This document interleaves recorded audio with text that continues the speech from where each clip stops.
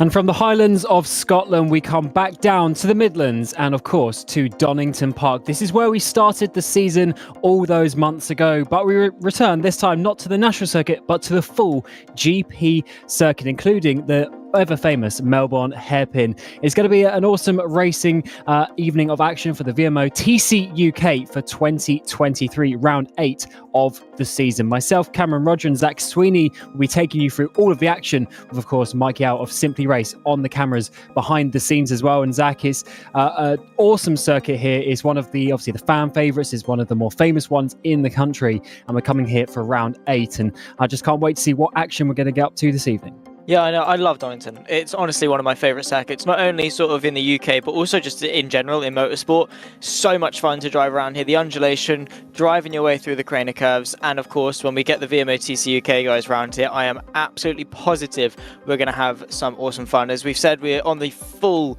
Grand Prix layout, so we go through the Fogger TSs, basically just adding 2 hairpins, the Melbourne, and then of course at Goddard's for the final corner. Amazing circuit is Donington, and of course a very close championship fight as well to keep our eyes peeled on amongst all of the other carnage that I'm sure is going to play host here as well.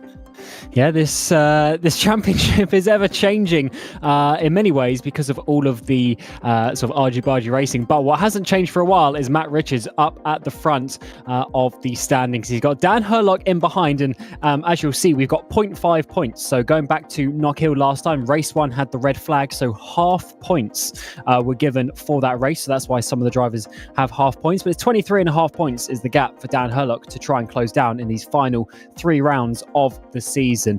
Thomas O'Leary having an awesome season, strong season for him, up into 3rd place. Callum Cripps having a close battle with the 2 Rocket Sim Sport cars of Ross McGregor and John Monroe inside your top 6. Dan Kell is in 7th place with Callum Wilson, Lewis Redshaw and Ryan Elliott rounding out your top 10. But it's of course the team's standings as well that we need to check in on, because there's some close fights in that one. Not for Richards and Co racing up towards the front. They've got a huge gap, getting close to 150 points almost to RSR. But in behind them is Rocket Simsport with a very close battle, just 13 or so points for them. Very close indeed. DMA Racing, that's Thomas O'Leary's team, in 4th place with Calamity in 5th. Drake are in 6th place. Kings and Ballas inside your top 8. And Team Butchie and Atagani there rounding out your top 10 for the independent entries there at the bottom. Certainly a tricky event and a tricky format of racing. Of course, we have the 3 races coming your way. The first race will come from the ballast will come from the championship standings. For race 2, the ballast will then move to result of race 1, and for race 3, as ever, Zach, we get the reverse grid. And there's a couple new names on the field today. A couple of reserves coming in, and even some teams changing cars. So we got the TR Geeks Energy cars, sort of on the what's that? The 4th, 5th column there. We've got Scott Morris, Leppert, and Hartley. They have all changed to the Infinity. So Zach, they've basically withdrawn all their points up to this point in the standings. They've, because of the chassis change. So let's see what fortunes that changes them in the final races of the season. Yeah, for sure. I mean, it definitely means they're not going to be winning any championships, but maybe they could bag a couple of podiums or race wins towards the end. Of course, we have seen with the rear-wheel drive cars of the BMW and the Infinity, they're very strong. Especially at certain circuits. We have seen numerous times where it has been fairly rear-wheel drive dominant, but there has been a couple of times where maybe the front-wheel drive has been a little bit better, but out and out, you would say the rear-wheel drive cars are a stronger choice. They have been more consistent over the course of the season, so maybe for the TI Geeks Energy guys, it's more just a case of a late dash at the end of the season and see how well they can pick up. But already towards the tail end of the season, Cam, after today, only 2 more rounds to go at Silverstone and Brands. That is, I don't know, it's scary how quick it's gone. It seems like only yesterday we were back in May. Yeah, it's certainly gone pretty quickly. Of course, we had the Brands Indy race that got moved as well, so that sort of pushed everything 1 race weekend back effectively. So now finishing in October for Brands GP that time around. But as you say, the 3 of the biggest tracks in the country are the three to finish off the season. So 9 races are left, 3 races per evening, and still plenty of action to be had. Dan Herlock, he might be 23.5 points behind Zach, but he's having a really strong run in this second half of the season, closing down that gap. Do you think he's got any chance of challenging Richards there, or is there going to be maybe some other drivers trying to get involved in nicking those race wins? Oh, well, I honestly, I would say Dan Haddock has got a very strong chance, but Matt Richards has been equally strong. What we have to consider is the fact that Dan Haddock has missed an entire round. He didn't attend Snetterton, and unfortunately they do not get drop weeks, so he's had to sort of claw back that deficit ever since. And to be fair to him, he's done a really, really good job.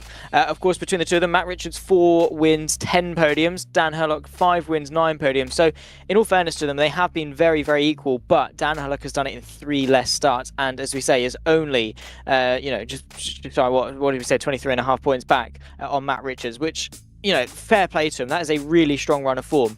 So it's going to take a lot of consistency. It's going to take a lot of hard work for Herlock to win this championship. Maybe a little bit of misfortune in the way of Matt Richards over the course of the final 3 rounds as well. But I definitely think it's possible. But also, we've seen the likes of Thomas O'Leary really rise up to the occasion. Ryan Elliott as well, showing some good pace throughout the season. There could definitely be a couple more surprises throughout the final few rounds.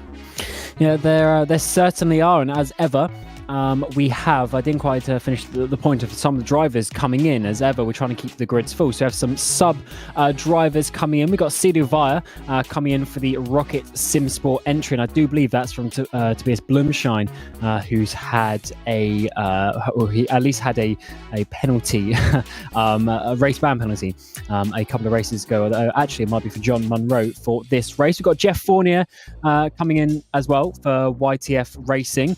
So that's Matt Allington's team coming in. Of course, Fournier is very much known on the R Factor 2 platform. And we also have Ben Bennyworth coming in to Quartermaster. So good to see, Zach, that obviously plenty of drivers still coming in over the course of the season. Yeah, we've seen a lot of, big names, recognisable names across sort of R Factor 2 sim racing and things. And the good thing is that we haven't really had sort of a clear group of slower drivers.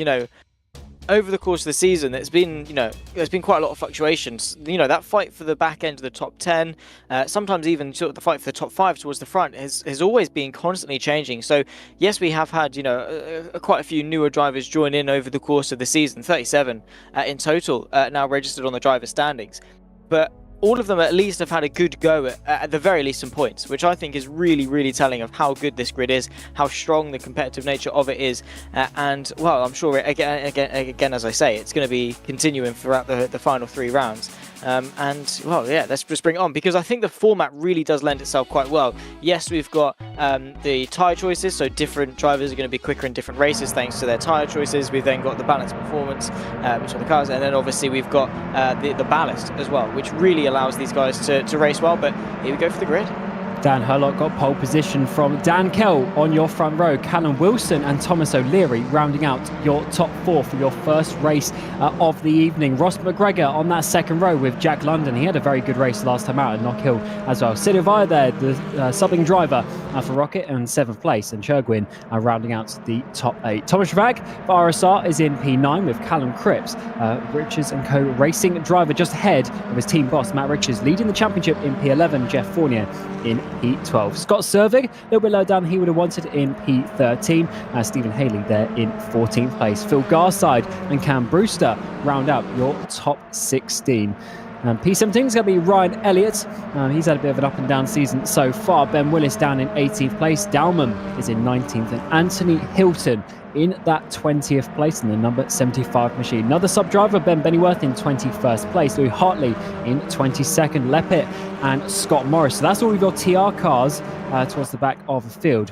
Of course, swapping the chassis for the remainder of the season. Adam Christopher in 25th place, and Lewis Redshaw will be starting from the back of the field. And he's had a couple of solid races actually so far. He got a race win and a podium back at Oulton Park, and a couple of other podiums at Thruxton and Brands as well. Certainly going to be a interesting one to see what he can do from the back. But as we come into the Melbourne hairpin, Zach, overtaking opportunities being added to this track using the longer layouts. Yeah, so of course we effectively get 2 extra braking zones into the Foggy TSs, maybe not so much, going to be a little bit difficult, but if you can follow quite well, the downhill braking zone of the Melbourne hairpin can really lend itself quite nicely, but also if you are able to keep it on the outside, you've then once again got the inside for Goddard's. Very interesting corner this final one as well, because effectively it is a blind apex going in, very difficult to know when to turn in and things like that, so again it can open the door, but Donington Park is full of overtaking opportunities, especially in very raceable cars like the TCRs. You can just send moves and go for it, especially because they have got that tolerance. A little bit of argy-bargy can slide. So yeah, these guys are always motivated to go for the moves that you maybe wouldn't often think they would, but somehow they manage to pull it off. And because of that, there's been quite a few penalties over the course of the season, but I believe the only one today was Ryan Elliott getting a 5-place grid penalty after the chaos that was Knockhill. But today at Donington Park we go for the 8th round of the season, 14 laps coming away 3 times, and it's going to be Herlock and Kell on the front row for the first race of the evening. Of course, championship is on the line for Herlock. He needs to gain on Matt Richards starting down in 11th place, but Dan Kell from that 2nd place is generally quite a good start, and he gets a good start once again. He takes the lead already as Herlock drops the way down. He's going to be going all the way down to about 5th, 6th place. We've got cars in the background. I think that's Ben Willis on the grass, 3 wide as we come in towards Redgate for the first time, as McGregor tried to send it up the inside as all the drivers fold their way now down through Hollywood and into the Craney Curves. An appalling start really for Dan Herlock, exactly not what he wanted to do at all. It's now going to be a fight back, especially when Matt Richards from 11th place is now all over the back of him. The championship leader though with a huge slide and a bit of a lock-up actually from the Infinity of Herlock, just able to keep it pointing the right way, but a very chaotic start indeed. Dan Kell early on establishing himself in control of this race, but Thomas O'Leary and of course Callum Wilson not at all going to relieve this pressure anytime soon, and now it's going to be hunkering down because that battle between Herlock and Richards 6th and 7th I'm sure is going to be spicy. Yeah, lovely start there from Richards. Those are the positions that could be very important. He's got himself out. We always want the TR cars. He's gone all over the back. All over the grass, I should say, coming out at the back end of the circuit. And McLean's there next to his teammates, hopefully not being hit off by teammates. That is rule number 1 in racing. As we come through the Fogsy S's for the first time this season, Dan Kell is leading the way from Thomas O'Leary and Callum Wilson up towards the front of the grid. Of course, the sort of the time management and stuff will be coming into a factor, especially for some of these drivers up the top of the championship. They got so much weight, especially for the likes of Matt Richards. Of course, he's got 75 kilos of ballast for the virtue of leading the championship. But as you come around the final corner for the final for the first time this evening, it looks like it's going to be remaining stable. But actually, is that Ross McGregor trying to get a run onto the front straight? Might well be. He's going to be looking to move his way potentially onto the podium place, looking to go side by side. You can see Wilson goes defensive. The Rocket Sim Sport car of McGregor tries to go the long way around, but it is thwarted. Then of course you've got the other Calamity Ford Focus of London, who's trying to find his way through and get himself involved in this fight. Meanwhile, sort of Herlock and Richards reel themselves back into this battle. The more they fight, the more the drivers behind are reeled in, battling their way through the Craner Curve. So much fun as a lock of the rears going through the old hairpin from Ross McGregor. Fair play that he's managed to hang on to that. Lovely front wheel drive save there, smashing the throttle, keeping it in line, and just using the the advantage of the physics to play sort of to his favour there. But unfortunately, they've lost a little bit of time now to Wilson, top 3, starting to get away by a few car lengths. I don't want to be getting those gaps too much. Or London missing the apex there just a little bit. As we go back to Jeff Fournier on his debut this season for the YTF racing car, getting himself up inside the top 10 in the first couple of laps. Here's Scott Cervic trying to go round the outside. Potentially that's going to be into the Fogarty S's, as that's Matt Richards actually who'll dive up the inside of him. Oh, huge contact between the two as we're getting cars go around. I think that's Herlock is involved there, and or one of the other cars as well. Unfortunately, dropping down the way, Jack London was the other car to get involved there. That's an absolute calamities for them as all the number 18 machine is going sliding off the track as all things are starting to happen on the second lap. Yeah, it's absolute carnage going into the final half of the second lap here. That is absolutely insane. You can see Jeffrey Fournier trying to go the long way round of the championship leader. Of course, Matt Richards, after Herlock's incident, needs to try and gain as many points as he possibly can, but he's losing a place. He's down to 6th now as Fournier catapults himself up in a 5th place in that Hyundai. And then also you've got Scott Sovic looking to the inside of Matt Richards as well. So Richards really, I suppose, shaken up by that just the calamity that ensued. We'll take another look at it, and absolute insane stuff. This is Johannes Leppert, of course, just by himself and teammates. It's not great. I did mention, I was like, oh, hopefully he did make contact with his teammate, but unfortunately he did there, left it going around. I was back on the first lap, but now back to lap 3. Fournier from 11th place at the end of the first lap has got himself up into 5th thanks to the carnage that ensued just up ahead of him. He's got Cervic now in behind him, who's also up from about 13th place. Really good stuff for the Ballas Esport driver as well. He's got a run out of McLean's, potentially looking up towards Coppice, but not enough to make a move this time around. But certainly some big movers already. Matt Richards still up into 7th place somehow after that big contact. Let's see. So this is Cervic on the outside. He's got Herlog almost trying to hold up Richards. Richards hits the back of Herlog. Then Herlog is going to slide over the chicane and unfortunately collect Jack London, who could do absolutely nothing about that. So in the end, Richards actually sort of got away with it, and I think he was the one potentially starting out with the contact. Yeah, I would say so. Of course, into the foggy TS, there's not really an overtaken opportunity. What one is, though, is the Melbourne hairpin. A bit of a send in the background. I think Thomas Fack trying to send his way through. I think he's sort of said, nah, that was not too fair. So he's backed off and let Callum Critz back through. But the fight between Fournier and Sovic and Richards continues on this three-way fight towards the front end of this train. The fight for 5th, of course, it's continuing to be very argy-bargy in the background. The RSR cars are battling away. Also, the likes of Dan Hurlock trying to fight his way back through. Ryan Elliott in the mix also. Look at that insane squeeze to the inside of Redgate. Absolutely crazy stuff just ahead of Cito Vaya, and then this fight still. Jeffrey Fournier just sat idle behind the two in front, waiting for his chance to strike. In a pack race like this, it's essentially just a bit of a game of luck. You've just got to be so composed trying to deal with all the carnage. Certainly doing. The issue for Richards, as we mentioned a couple laps ago, he's got so much weight, even though he might have, some would say, like a skill advantage, a such speed advantage, he can't use that in this race because of that ballast, and that's why he gets held up in this mid part of the pack. That's why this first race is so difficult for the drivers up towards the top of the championship with all that weight they've got. So you've got a bit of a battle a bit further down, actually. This is Dowman in 23rd place. He's got Morris ahead. He's got Bennyworth in behind. So that quarter-mass car, of course, on his debut this season, which I've shown you that the battles continue even lower down in the field, and Dowman actually might get a bit of a run there as he comes out onto the back straight here through Starkeys, but isn't going to be able to make a move, I don't think. But to the front, someone who might be able to make a move, as Dowman does complete that one, is potentially we're getting Dan Kell and Thomas O'Leary having a battle for the lead. Yeah, of course, good to note that Thomas O'Leary has taken his option race, this one. Of course, the softer compound tyre used in race 1, and look at this. This is absolutely insane. There are cars absolutely everywhere. Stephen Haley looking to try and go the way, long way round of Lewis Redshaw. He's looking very strong. A bit of carnage in the background, as well as potentially 3 or maybe even 4 wide, I saw at one point. They've settled into just the 2 RSR cars, but it's insanity, Cam. I don't really know who to call. Yeah, I think that was Vac trying to get out of the way of his teammate Ryan Elliott. They've also got Willis involved there as well. Loads of cars. Oh, huge contact. Oh, no. Off goes Vac. Contact with Willis coming out of Redgate down through the second corner of Hollywood. And unfortunately, he's been off into the grass. And he didn't seem to be able to catch that one, unfortunately dropping to the back of the pack. But the battles continue further up as well as Richard tries to hold on to his 5th place. Cervic is all over the back. BMW on BMW action as Carl Coppice out once again onto the back straight, longest straight on the calendar. Oh, we're losing a rear wing there for Hartley. He looks like a normal car. That doesn't look like a race car anymore without the rear wing. He's going to be struggling to the end of the race like that.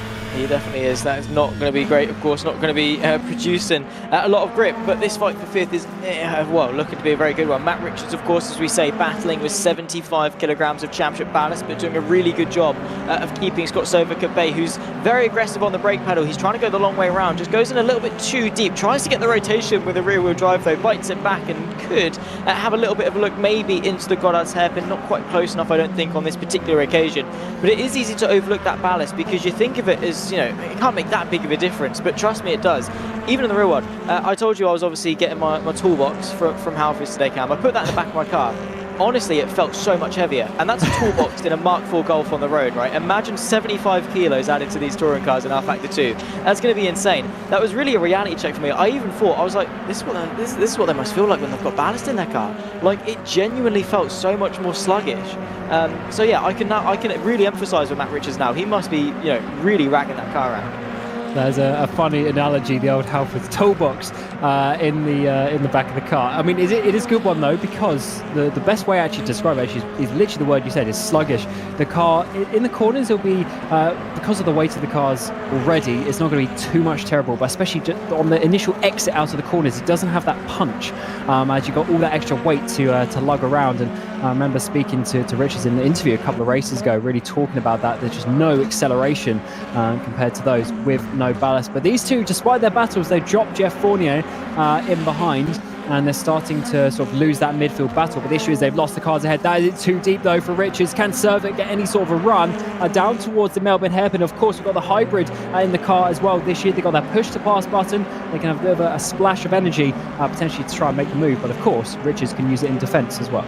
Yeah, he can. That's the great thing about the push to pass. It's not exclusively just a push to pass. You can use it to defend as well. It's just extra energy that you can use, especially sort of in a situation like Richards' perspective, where he is going to need as much as he can, going to be deploying as much as he can per lap in order to keep Cervic at bay. I think 5th place is going to be his ceiling. He has got to be careful though, because of course he has got Fournier, Cripps, Churgwin, you know, that long train in behind. That if him and Cervic continue to battle, they will very easily be reeled into this battle. So Richards has got to be quite mindful of that, but I suppose he has got sort of a big margin for error essentially, because Herlock is down in 11th place. So Richards has got a nice little bit of a security buffer in play, so much so that, you know, 5th or 6th not going to make a huge difference to him. Of course, he'd like to keep 5th, but out and out, it's not going to make a huge difference for him, especially if it means that he doesn't have to contend with anyone behind him. But he's not giving this up easy at all. That run into McLean and Scott Cervic is putting Richards under a ton of pressure.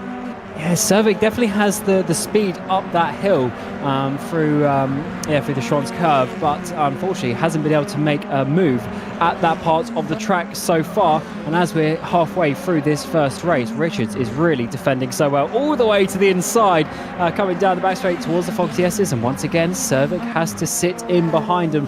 One thing you sometimes forget as well, that Foxy S's, they are actually quite tight, and there's big track limit infringements as well, so you've got to be very careful, very precise through that part of the track. We come a little bit further back as we've got Cripps leading this train. We've got Chogwin, huge send up the inside from Herlock. Is going to be on the Cedar Vire car there, representing Rocket Simsport at this moment in time, with a Haley all over the back of them as well. Up towards the final corner, up the inside is going to be there for the 87 machine. Can he hold on to that one? No, he goes a little bit wide. Up and under goes the Rocket Simsport car, gets the run onto the front straight. Beautiful move there from the Rocket Simsport car. Dan Herlock, he tried his best to cover it off, but couldn't quite park it enough on the apex, which means that, of course, the Rocket Simsport car is going to go the long way round via. It has been able to get that move stuck. They're close to contact, and the acceleration from the RSR machine has been able to pull himself back ahead. Of course, via not really much that he could have done in terms of putting the power down, especially on the outside run through Redgate. He's going to have to settle in behind, but a fantastic battle materialising here, especially now we've got the Honda Civic of Haley and Redshaw as well, just in the background fighting their way into contention. They're also not a million miles away from Cripps and Churgwin, only less than a second off the two in front, so plenty more to fight for as we are into the second half of this race. Oh, what more could we see? And well, I'm almost certain we're going to see more carnage. Yeah, and one thing you have to remember as well, the result of this race is the grid for the next race. So any position you can get now is basically a free quali position as such for the next race. So that is another reason, another incentive to fight for these places. You start higher up in the next race. Oh, Richards goes a bit wide there on the exit of the Foxy S's. He's pushing. He's trying to hold on. Cervic to the outside once again. Can't find his way to the inside line. And Cervic putting on all of the pressure to your reigning champion, but can't find a way through at this moment in time. So you come back to this battle. Haley up the inside there is going to be on fire all over the grass, I think it was, for the DMA driver. Up now the inside potentially in towards Goddard's, but not this time around, as Vire is holding on very nicely there in his season debut. He's doing a really good job, of course, stepping in for Tobias Blumstein, and yeah, in all fairness to him, really adjusting quite well, because it's a very interesting environment for the VMO TCUK. These guys are ruthless, and you have to be really confident in your driving. You have to be really aggressive if you want to survive. It's, hunt or be hunted sometimes. Matt Richards, of course, versus Scott Sovic. This battle continuing on. The Ballas Esports car trying to get the up and under through the old hairpin. Of course, you may have noticed at the top of the timing tower, there has been a change for the lead between Thomas O'Leary and Dan Kell, between the two of them, there's now a 3-second gap. We've got Matt Richards, of course, versus Scott Sovic. Still a bit of a snap from the BMW. But the thing is, Cam, is that yes, there's a bit of ballast, but they're both in the same car, both in the BMW. So it's not exactly like there's a huge overarching advantage purely from the chassis choice.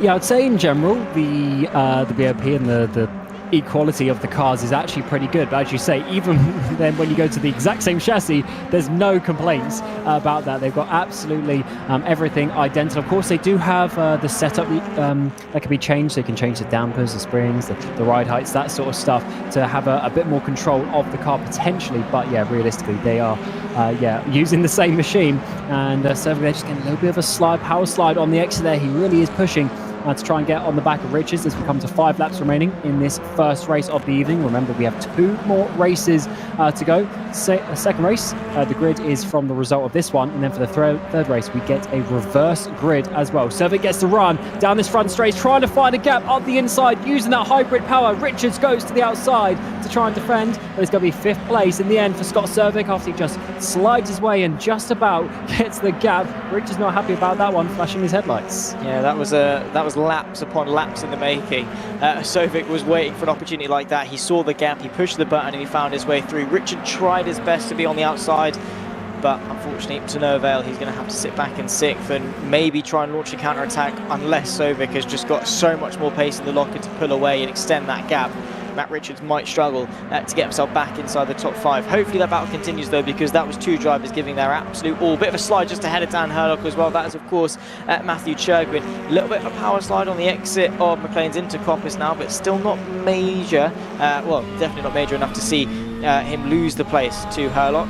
But of course riding on board with Cedarville, looking back at Stephen Haley as well. This is of course the fight for 11th place. They're just nose to tail, Cam, and this pack racing is almost reminiscent of sort of top level karting, where you've just got so many groups of cars nose to tail. It's a really difficult dynamic to be a part of, because you have to race so differently.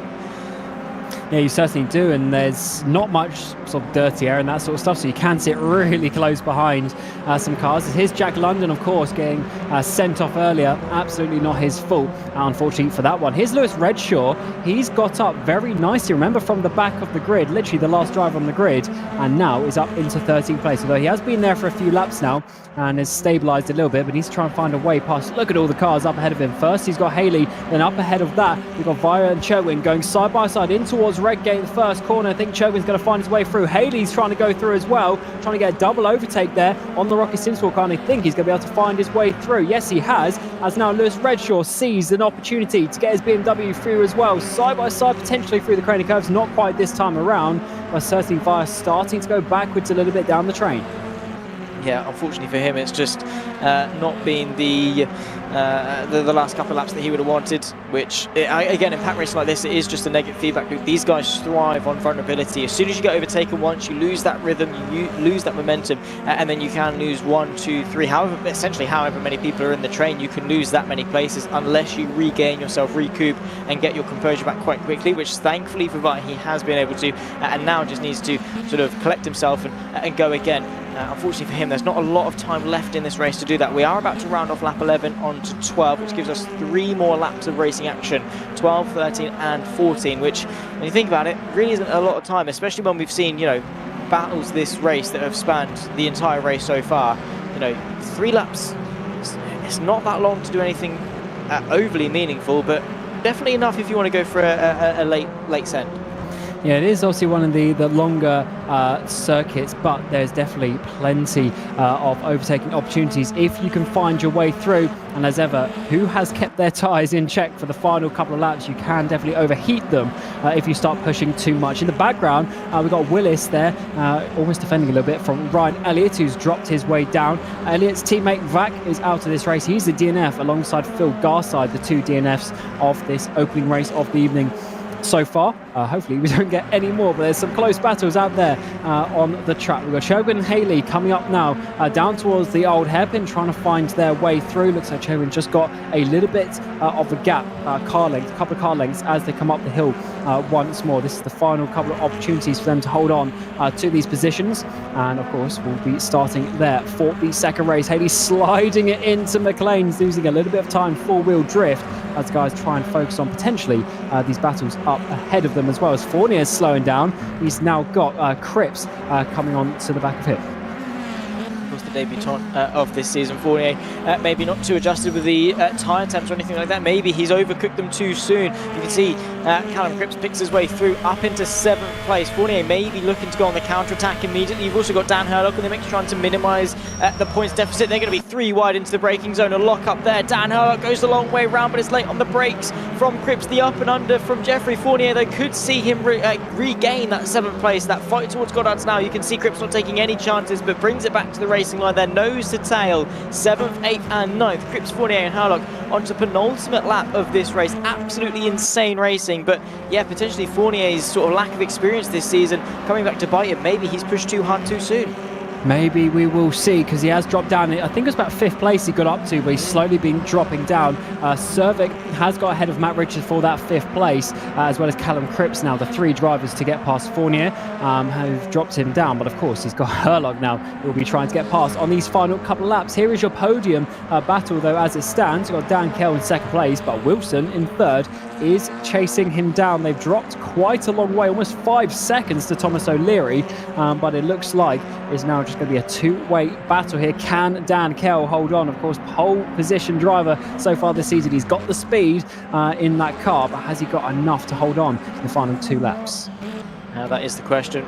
He's got to be very careful. Of course, Dan Kell, he's notorious for being in control. He loves being in control. Dan Hurlock loves at points positions, especially on a day where Matt Richards is in 6th. If he can get himself into at least 8th, I mean, he's only going to be losing a couple of points. What's that going to be? 10 points for Hurlock, 8 points. 10 points for Richards, 8 points for Hurlock if he's able to get himself up ahead of Fournier, which is only a 2-point swing, which is not a lot at all when you think about it, which means he is going to be late on the brakes. Callum Wilson gets himself up ahead of Dan Kell as well in the fight for 2nd. Beautiful racing onto the final lap. Yeah, this is a final opportunity now for these drivers, and potentially we're going to see some sends on this final lap. Let's have a look how this one is going to work. But on to that final lap we go. Hurlock, of course, leads the way in that battle now with Fournier. I don't think Fournier's got to look at his mirrors too much, because there is a little bit of a gap to Churgwin there for that 10th place. But Redshaw is now up into that P11. Willis as well has got past Cedar Vire. Vire really starting to drop down. I wonder if he has struggled with his tyres potentially in this race. Now, Ryan Elliott is now going to be having the run in that P14. He's potentially, should have been higher up in the championship so far, but just struggling a little bit today as we come now down in towards the old hairpin. Can't seem to quite get close up. Bit of a slide though for Vire. That could be the opportunity for Elliott to get the run up the hill as we come through the Schwartz curve. Is there going to be any sort of run for the RSR driver? Maybe not quite this time round, but he's closing down the gap. He's looking for something, anything into the final half of the final lap. Thomas O'Leary has completely dominated this race since getting himself ahead of Dan Kell. Of course, you potentially would expect so, being on the softer option tyre. He's needed to make the most of this race. He's done exactly that, and he will be extending his win tally this season. He's been on a very good run of form. One more corner left to go. Thomas O'Leary will take race 1.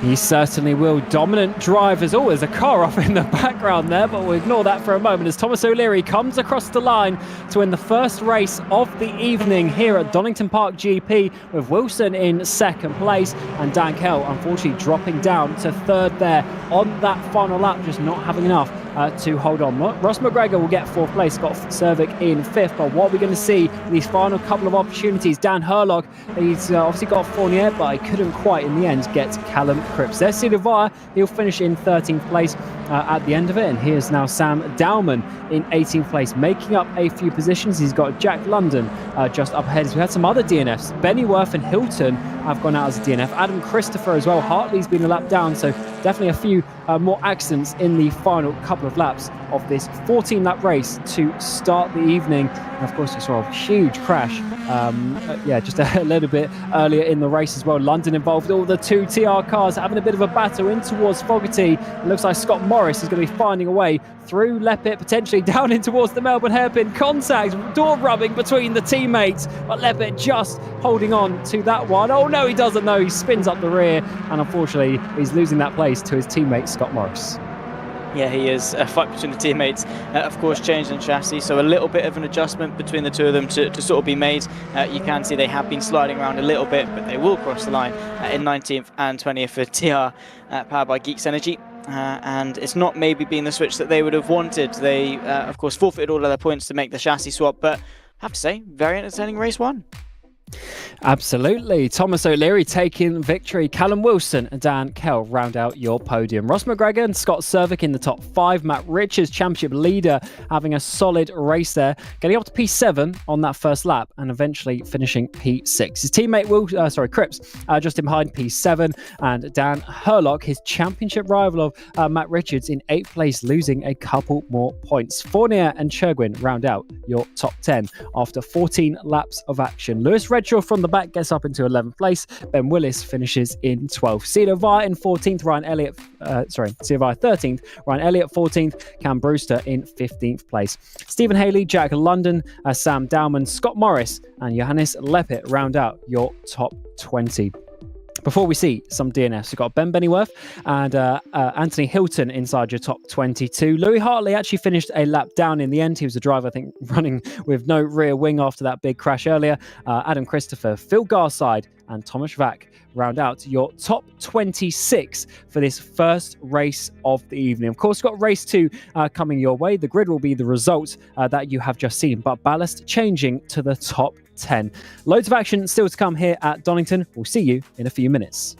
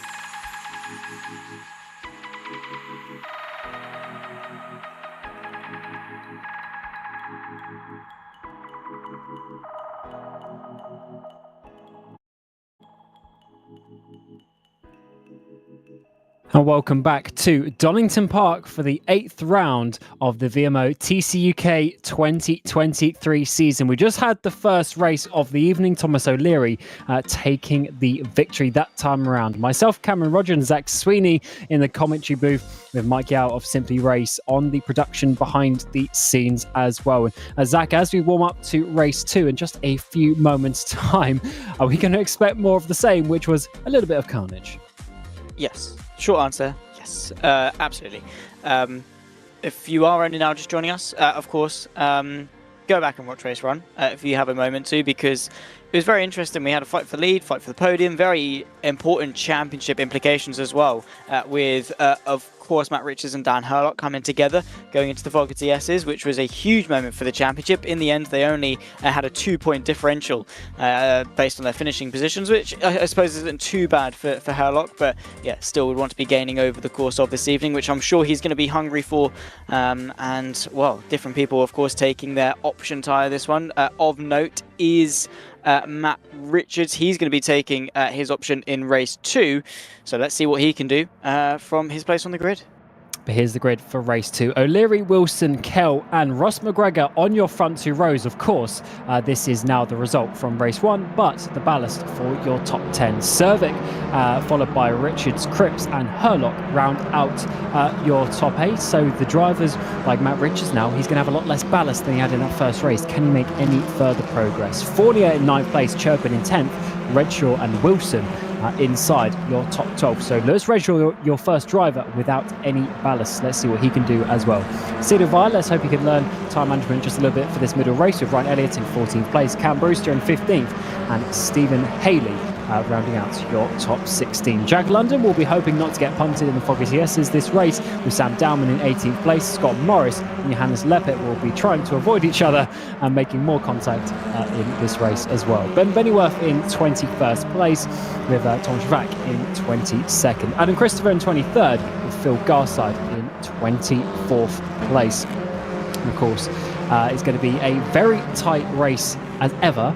It's going to be difficult for some of these drivers to try and leap all the way up the field. But what we generally see, Zach, in this race is obviously now the top three in this race, they've got so much ballast, they might start falling back, and then we see some drivers and maybe a surprise winner get this race too. Yeah, for sure. This is obviously where things start to really spice up, because obviously those just outside the top 10, especially maybe even Lewis Redshaw, he's on the softer compounded tyre, he's looking quick, he is a very quick driver. Could he fight his way forward with the entirety of the top 10 having their respective ballast?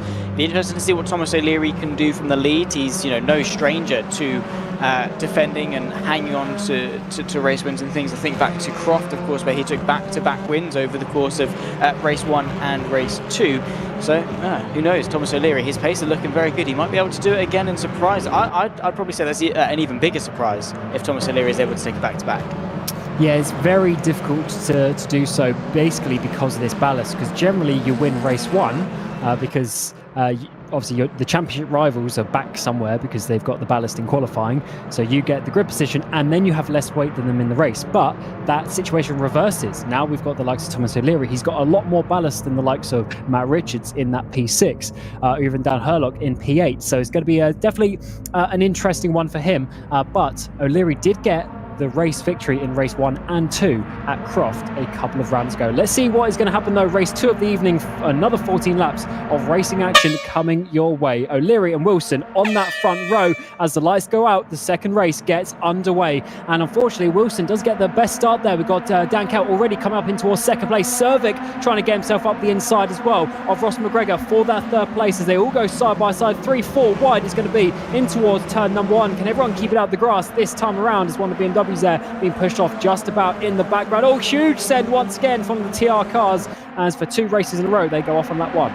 Yeah, not great at all, and really trying to bed themselves into the new chassis. Bit of a lock-up as well going into the old hairpin. That was very close, nearly into the side, but everyone settling for the most part nicely into this race. Ross McGregor under a little bit of pressure from Matt Richards, of course, who are all trying to fight their way forwards. The BMW goes to the outside going through McLean's. He's actually been able to keep his foot, and there's a little bit of contact as McGregor gives him the squeeze. Dan Kell immediately on the attack relative to Thomas O'Leary. Outside line as they run their way through Coppice. We've got 4 cars nose to tail fighting for the lead, potentially going side by side. Dan Kell unfortunately not been able to keep level pegging with Thomas O'Leary, who's now able to defend going into the fog of TS's. O'Leary's going to really struggle to win this race, isn't he? With that 75 kilos of ballast for winning that first race. But of course the drivers behind also have ballast, just a little bit less. So they should have a little bit of an advantage. Also the soft tyres from McGregor, Richards, Herlock, they're going to be coming in fast. Well, huge send down the inside for Herlock. 2 places he's going to get with quite a bit of contact, as McGregor is getting sent out as well. Now Scott Cervic is coming. Now certainly an aggressive move as now Dan Kell for the race lead up the inside into Goddard's on the final corner of this first lap, as O'Leary's going to have to back out to that one into second place. But it's Dan Herlock with the huge send at the end of that lap to get himself on the podium. Yeah, Dan Herlock really making some good moves, trying to recover after losing points to his championship rival in race 1. Bit of a send there in the background. I think it might be Ross McGregor on the inside of Scott Sovic. Indeed it is. He's later on the brakes. He has got the position for now, but on that outside run you can see the BMW, and then of course Lewis Redshaw trying to thread the needle through the middle. They're going to be 3 wide down the hill through the grain of curves, and off the road goes Scott Sovic. Is he going to be able to keep the car on the road? He's going to cut his way across the grass, losing maybe, 3 places. He's going to settle back in 10th, and luckily not take anyone else with him. Yeah, that had the opportunity to be a massive crash, but unfortunately he seems to be okay in the end. Herlock now trying to go for that second place, but he's let Matt Richards get the run, but unfortunately Richards hits the back of the Hondas. Richards, look how aggressive he's being with his championship rival. More contact between the two, as they know this is of course a battle for third place, but it's also a battle for the championship, and if Richards can keep on finishing ahead of Herlock, then of course Herlock is never going to catch him down. So it's the tense times here at the front, as O'Leary's just trying to hold on for second place. Lock up again for Richards, sends it up the inside of the Foxy S's, gets the switch back and should have the inside line down towards Melbourne. But now we're getting McGregor coming back. He was of course forced off by Herlock, so he's going to have a bit of tension involved as well. McGregor hits the back of Richards in towards the Melbourne hairpin. There's all sorts of carnage as goes through Herlock. He's spun around. The championship rival of Matt Richards is spun around as Thomas O'Leary goes around as well. It's all change here at Donington Park. It was a hero to zero moment is threading the needle on the through the middle as Matt Richards, Lewis Redshaw fighting his way through. That's the fight for second. Dan Keller has got absolutely no clue what's going on. He has completely tried to run away into the distance, but that fight for second, you can see ducking and diving, searching for the gap as Lewis Redshaw. He's going to have to go to the outside through Redgate. You can see now Jeffrey Fournier has managed to get himself into the mix. Ross McGregor picks his way through to fourth. I have to say that is such a shame for Dan Harlock, because that was essentially such a good move, that up and under, getting back underneath the cars that set themselves wide, unfortunately just to end himself in the barrier. A bit of a lock-up from Redshaw as well, but yeah, a huge shame, it must be said, for Harlock. That's just bad luck, 2 races in a row. Yeah, of course, he was being aggressive as well. So that, of course, changes the way that other drivers race back to you. So, of course, Matt Richards was being aggressive back to him, but unfortunately, Herlock there just getting spun around.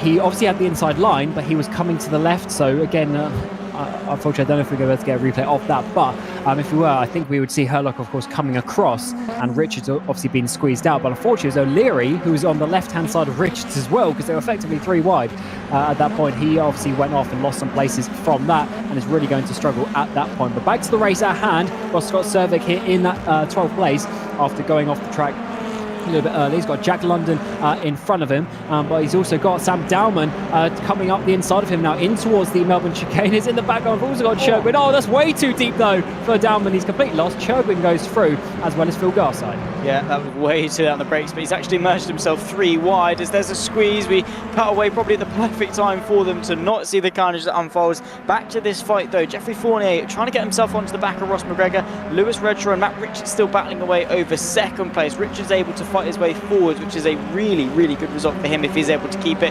Dan Cole just trying to stay in control. Sam Dowman now in the middle of 2 cars, one trying to go to the inside, one trying to go to the outside. There's a little bit of contact. He's sent wide once more and he loses yet another place, and now unfortunately finds himself behind Stephen Haley.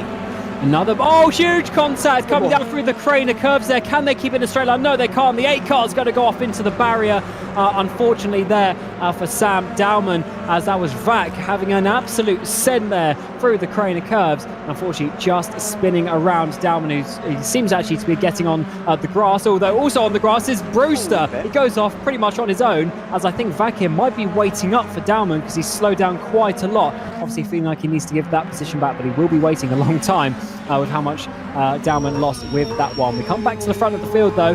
Fournier also on those soft compound tyres making some moves. He's up inside the top 5 as the battle continue once again through Garside, following Adam Christopher into the Fox ESS. Yeah, very, very close nose to tail stuff, and well, just sheer pack racing. Aidan Millwood again is going to have a very I'm not going to say fun day, because even sarcastically it's not true. He's not going to be enjoying the flood of reports that I'm sure is going to be coming in from the stewards' inquiries, and yeah, it's been very exciting carnage, let's put it that way. 10 laps to go, of course, in race number 2, and we've still got battles up and down, especially as Matt Richards is bit by bit clawing away at that gap that Dan Kell was able to build. Now down to 2.5 seconds. Richards has to be careful, of course, on the softer tyre. He doesn't want to burn through it too quickly, even if he's able to close that gap. Yeah, certainly got to be holding on to them. The option are, of course, the one tyre you have to use. But down the hill, side by side, is going to be Sidovar on the outside. And of course, you've got Jack London, a bit of contact between the two. Var's going to have the inside for the odd hairpin. So London backs out to that one, although he's going to be having a slow exit because of that, as the Ford machine tries to come all the way around the outside of the Toyota, potentially using some hybrid. Look at the run that Jack London has got through Schwann's. He's going to be making up that position as we now come in towards McLean's, as Var now tries to get the up and under up the inside of the coppice. Not always the overtaking opportunity, but certainly working out for London that time around. But yeah, of course, the soft being the option tyre, so you use the soft for one race and then the primes for the other 2. And it's obviously you can choose when you do that, and the choice of that could be very important, because if that lines up with when your ballast is there, you could potentially have a really fast race. Sure, I think you just sort of have to, see which races you want to do better in. For Richards, he, obviously is going to be, for a championship leader, let's say, they're going to be carrying more ballast into race 1, so maybe he needs to sacrifice that a little bit to then come back for race 2, but then if you do better in race 2, you're then doing worse in race 3, which means you've then got race 1 and race 3, which you sort of sacrifice for one good race. Whereas if you go for a strong race 1, you then fall back a bit in race 2 and potentially then come forwards again in race 3 with a little bit less ballast. So it's just sort of weighing up which races you want to be strong in, and again, it's sometimes a bit of a luck of the draw, but also you have got to be strategical with it because you've only got a limited amount of uses per race that you use options. So of course they only have sort of a select number of times they can select race 1 as their option, select race 2 as their option, select race 3 as their option. So they do have to mix and match. They can't just stay at one race throughout the season, which does promote some interesting strategical calls, and drivers of course being able to to throw us some surprises as different drivers are going to be quicker at different points in the season. But we still have the consistent lot at the top, which is why Matt Richards is the one leading the championship. Yeah, ultimately with this format, the consistency is how you win it. It's not just, you don't have to win every race. You don't even have to be on the podium every race. But if you're consistently in, say, that top 5 every race, even on the difficult days, then that is very good and looking nice for the championship. Of course, 3 races per round, and 10 rounds means a total of 30 races. That's a lot of lap ones. That's a lot of last lap lunges. There's a lot of times you're close to cars, and all sorts of things can happen. And as well, if you add up the amount of kilometres over the course of the race distance, is a big challenge to win this title. Down the inside of Churquin, that's going to be Phil Garside though in the background, finding a way through, but also finding a way through maybe. It's going to be Matt Richards up to the front of the race. It could be for your championship leader, Dan Kell, to the outside on those medium tyres, and of course slightly more weight as well than Matt Richards, who's going to take the race lead here for the second race at the halfway distance. Yeah, good stuff from Matt Richards, and well, what a race he's had so far. Dan Kell not really been able to fight that one too much, of course, with Richards being on the softer tyre and carrying slightly less ballast as well. And of course, being Matt Richards, he's just so much quicker at this stage. And yes, Dan Kell's been able to match Richards at a number of occasions. With all things considered, yeah, I think Richards is going to be the stronger of the two.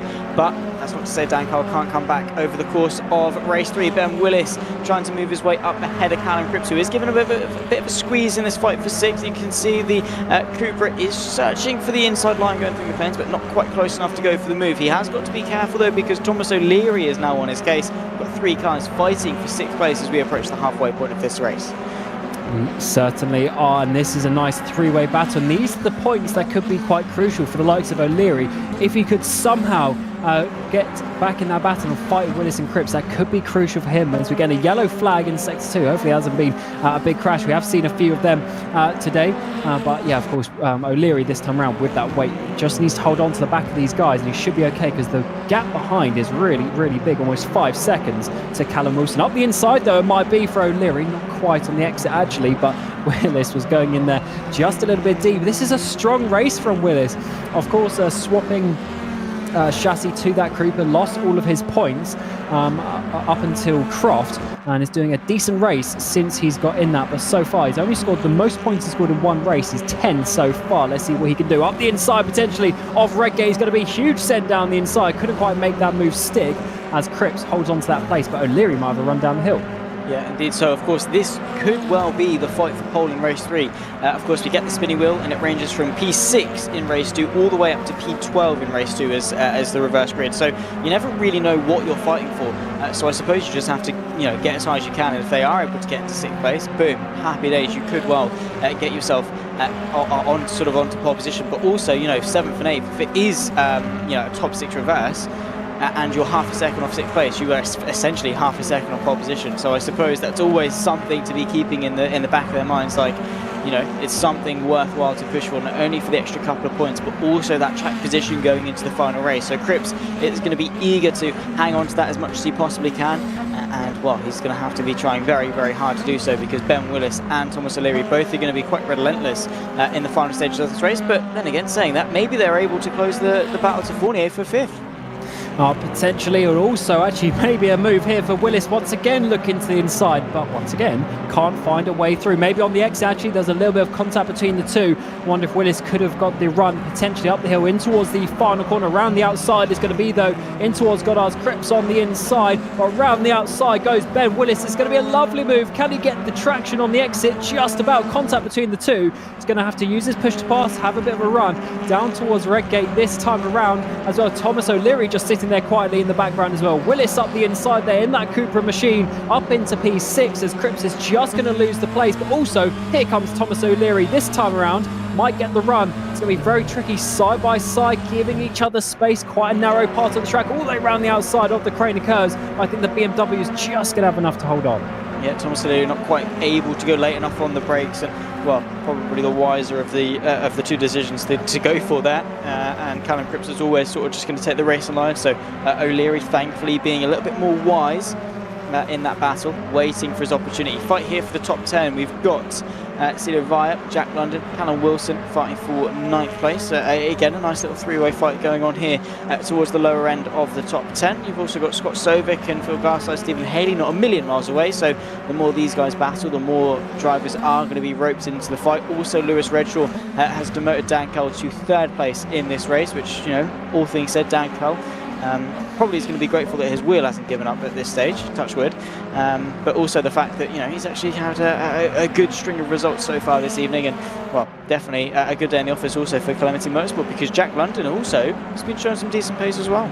Certainly has, and I actually wasn't quite just paying attention exactly to the standings in the table as it all goes. We get to 5 laps to go, but for instance, like Lewis Redshaw getting up into that 2nd place as well. We're having Willis, he's having a good day up there, as you say. 2 Calamity cars inside the top 10. Got people like Via just outside on his debut as well, and Fournier up into P5. It's certainly been a very up and down race here at Donington, a little bit different to what we've seen in terms of the result order from some of the races so far this season. That is what we like to see, but of course still some of the big names up towards the top. For the championship though, Matt Richards is going to be gaining a lot of points. Dan Herlock down there in 24th place, which is also known as last, unfortunately, here tonight, and that is going to drop him so many points back. It's going to be tricky to come back from that. 20 points for a race win, points go down to P15, so a 20-point haul for Matt Richards this time around, and Levy gained a couple of points in the previous race as well, so we're already up to about a 22-point gap. This is getting very, you know, the gap in the standings is now getting very big and difficult for Herlock to come back from. Effectively doubled, and we've not even done race 3 yet, so Dan Herlock, that's his make or break, but it's going to be difficult because he'll be starting from 24th place and will be on a fight back. Of course, he can't even rely on a softer compound either. He's just going to be probably relying on the fact that he's got no ballast relative to everyone else, and is just going to have to just slug it out, see if he can scrape some points. But yeah, 23.5 points coming into today. He's already lost 22. That's huge. You know, big points in the championship lost, and with only 2 rounds after this one to go, it's going to be really difficult for Herlock to recoup himself in the championship. And well, Matt Richards doing all he can in order to sort of stay consistent at the front and well, keep to winning ways. Essentially, he's done a brilliant job. And I mean, where do you really point the blame with Herlock? It's not been entirely his fault, but there's been a couple of occasions where maybe he's not done himself some favours, putting himself into silly situations. But again, can you blame him? Because he had a 23-point gap to close in the championship. Especially that send where they went 3 wide into the Melbourne hairpin. I mean, that was a good opportunity to get in a couple of places, and of course one of them at the time was Matt Richards. And as you say, what do you do in that situation as a driver? I mean, I know from my driving days, I would have definitely tried something like that as well. It's certainly, sometimes you just see an opportunity and you have to go for it. And unfortunately, sometimes, therefore, it doesn't work out in your favour. But so you do have to take the consequences that come with that. And you do, as ever, as the saying goes, you do make your own luck many times as well. You can't be blaming everyone all the time, because you end up putting yourself in the situation. Or maybe if you have crashes in the mid-pack, try and qualify a bit better.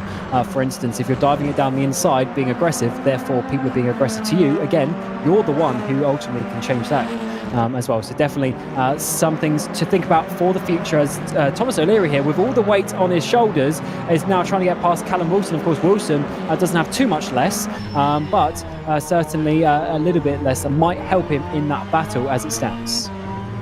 Yeah, he's doing his utmost, of course, trying to maybe save a bit of push to pass and something to go for a late charge, because we've seen how strong that push to pass is, in all fairness.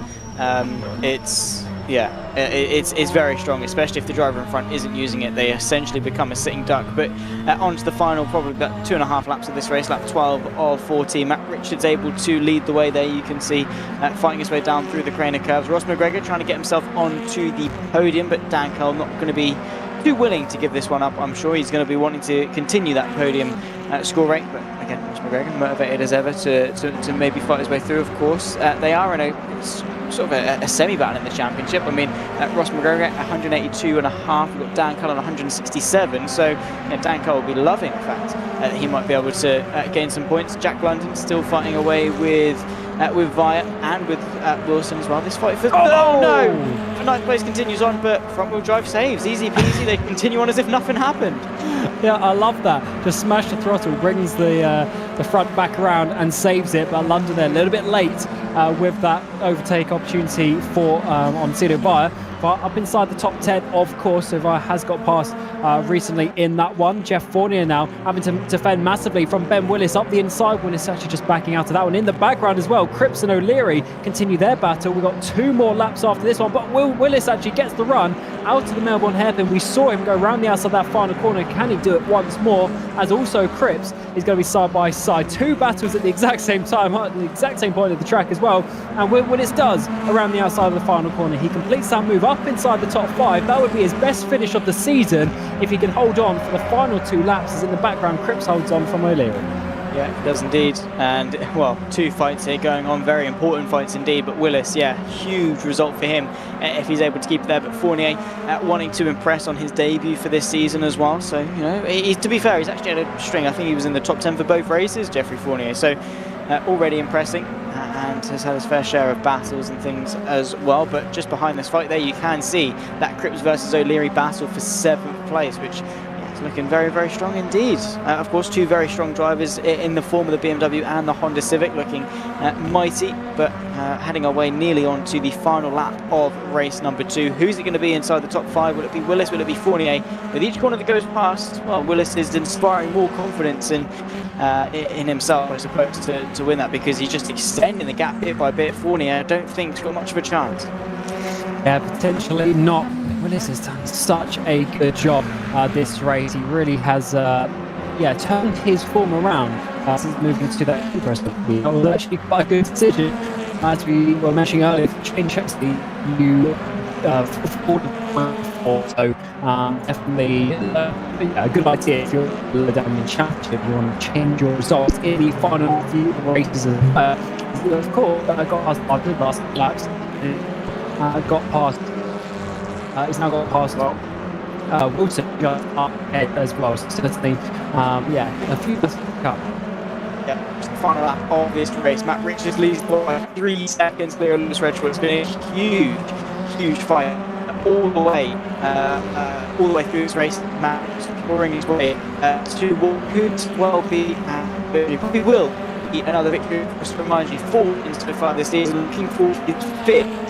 And huge points gained in terms of the championship with Dan Hurlock as well. There is Matt Richards through McLean's ending poppers for the final time. About half a lap left to go. He's been level with everyone else in this race. Yeah, apologies for a couple of technical issues for the stand. We're trying to get up big as best we can onto his final lap of race. Of course, Richards leading the way for Lewis Redshaw. And what a race has been from Richard. What 2 races has been actually, of course, starting in 11th place, managed to hold on to P6 despite his balance in that first race, and is now got himself a race victory as he goes past. Is that Dan Hurlock? Don't tell me that. Championship rival Dan Hurlock. That's such a shame of Hurlock just watching himself get lapped now, unfortunately, for Matt Richards. But around the final corner is going to be Matt Richards taking the 2nd race victory of the evening, and he extends his championship lead massively with Dan Hurlock finishing last place. Lewis Redshaw in 2nd and Kell are going to be 3rd, but side by side to the line. Can McGregor get Kell? Actually, no, he can't. So Kell, by less than 1/10 of a second, holds on to that 3rd place. Willis, best result of the season, in 5th, as all the drivers continue to come across the line. It was a very action-packed and tight, intense 2nd race here at Donington. It was. What a race it was. And, well, looking forward to race 3, let's put it that way. Battles up and down, and, Matt Richards fighting his way through. Big moment in terms of the championship. Big dramas all the way through. Bit of contact and sends, and, well, calamity along the way. There is Dan Hurlock, who is going to be gutted after what could have been some good points redeemed after a poor race 1. Unfortunately, has sort of been even worse. P24 will be where he's starting for race 3. Be an interesting sort of thing to see where he can get to, though. I'm sure he's going to be very hungry to at least recover something over the course of race 3. Yeah, definitely difficult. He's going to have no ballast. He's going to be fast, of course, naturally.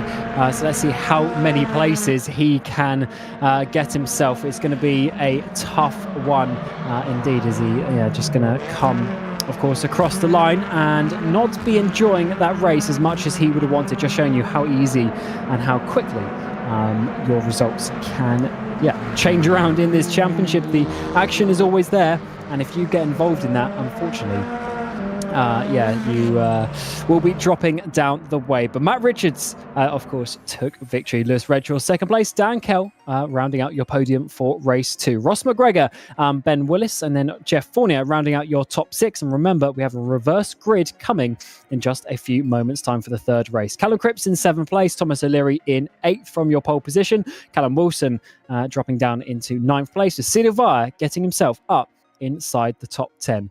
Jack London in 11th place, Scott Cervic in 12th, Stephen Haley down there in 13th place. Ryan Elliott, not the best night of his career in P14, Adam Christopher in 15th place. And the other RSR driver, Thomas Vack, down in 16th.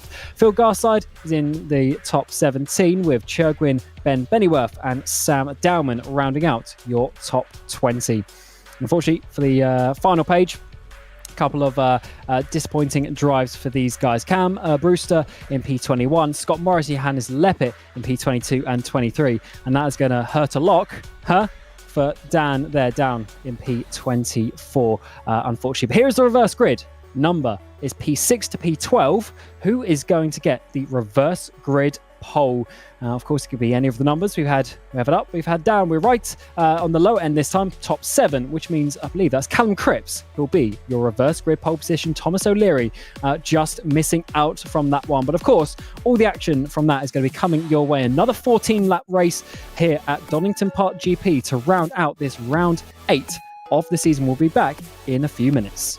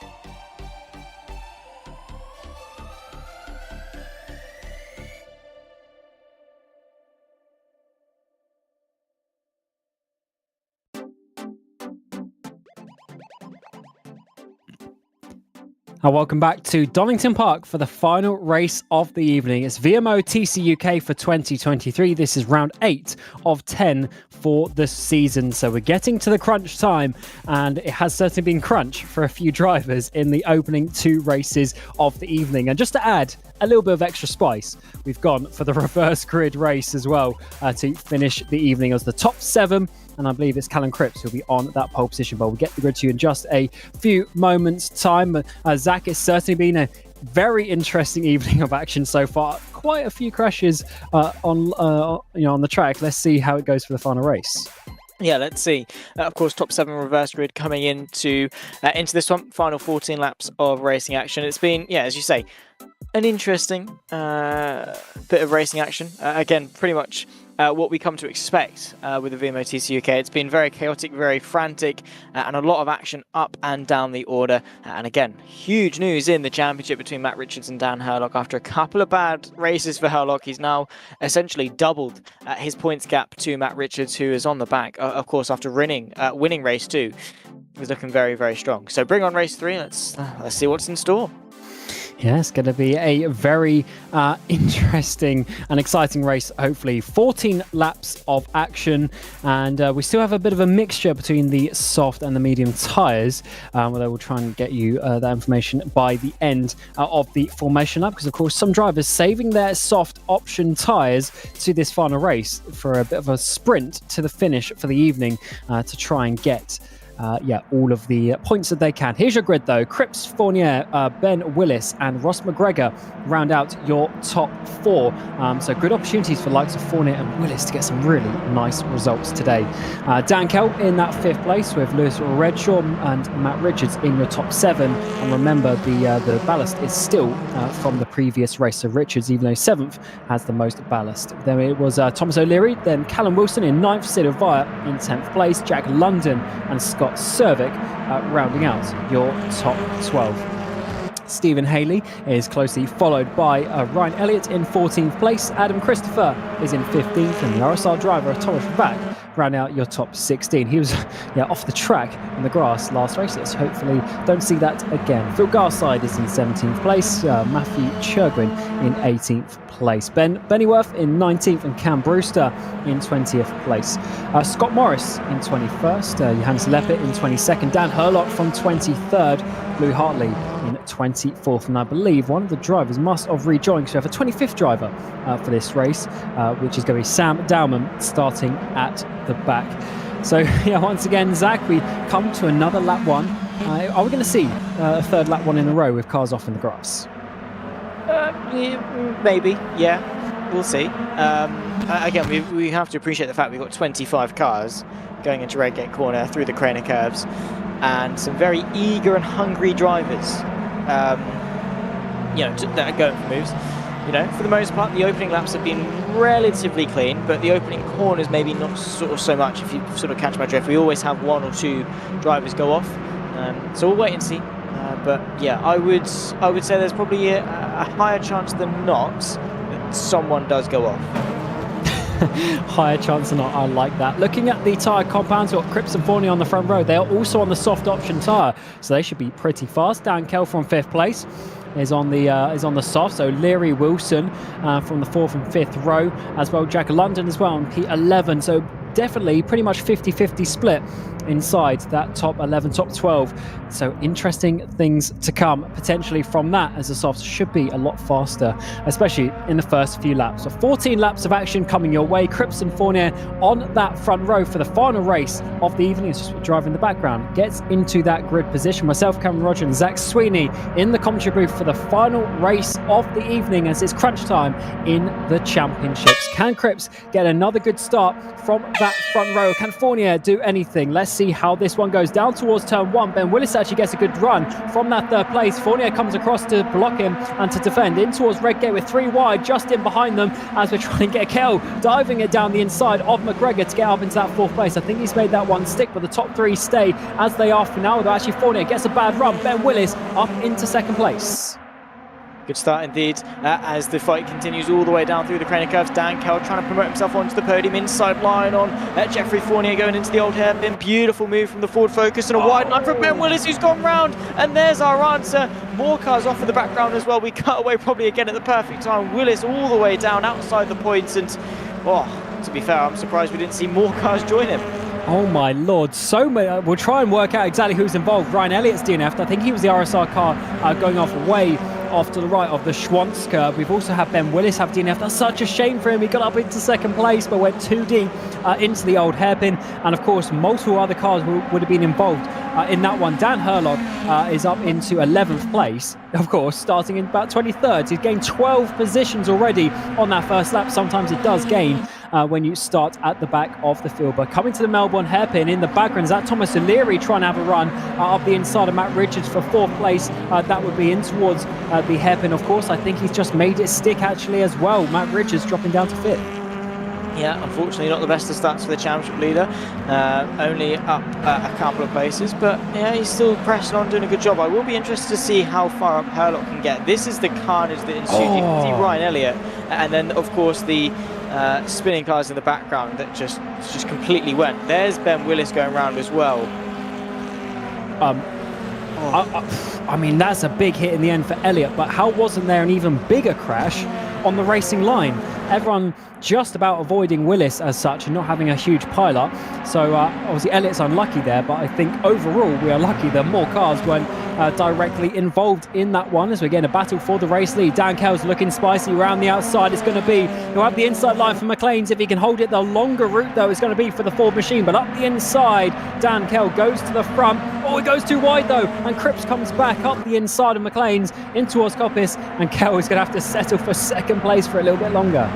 He is going to have to, unfortunately, but there's still plenty of opportunities like that one. He takes the apex, gets given the space from Callum Cripps, and now they're side by side on this back straight. Unfortunately, they're not actually, because I think Cripps just pushed the button a little bit just to get himself a little bit ahead, just enough to hang on to the lead ahead of Dan Kell. But Ross McGregor, Thomas O'Leary still fighting away. Another replay to show he lost it there going in, and then it was just, that knock-on effect. He then went wide on the exit, spun the rear round, and to be fair, good reaction times from everyone involved, especially there. Like, oh no.